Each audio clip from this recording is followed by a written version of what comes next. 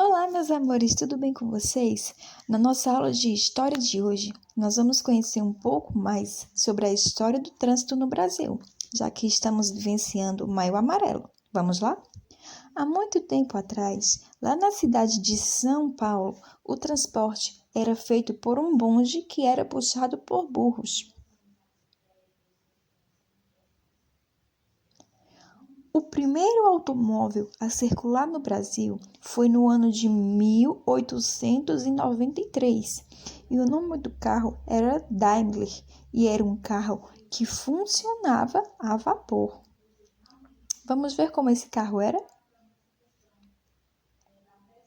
Vejam só que o carro parecia um pouco com uma carroça.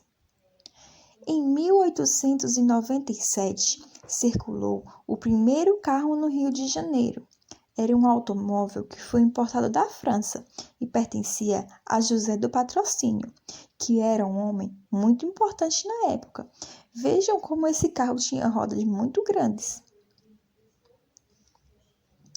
Um belo dia, o senhor José do Patrocínio saiu para um passeio com seu amigo Olavo Bilac, a quem ele deu o carro para ser dirigido.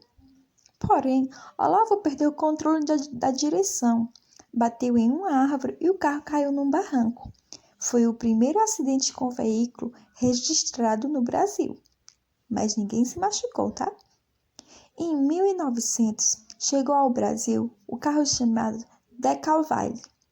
Era o primeiro carro movido a gasolina.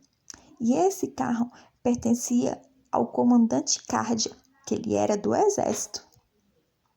Então, era assim que era este carro. Em 1901, apareceu lá na Bahia o primeiro automóvel, o Clement, que andava até a 40 km por hora. Na época, 40 km era uma velocidade muito alta. No ano de 1902, o presidente do estado, senhor João Pinheiro, realizou a primeira viagem de automóvel da história.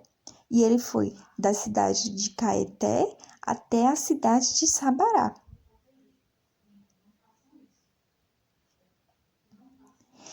Em 1903, surgiram as primeiras placas para identificação dos veículos.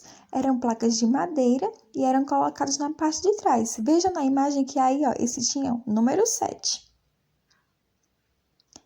Em 1903, foram assinadas as primeiras normas de circulação no trânsito, onde a velocidade máxima permitida era apenas de 30 km por hora. Lá no ano de 1904, Menotti Falck, ele foi o primeiro brasileiro a ter carteira de habilitação.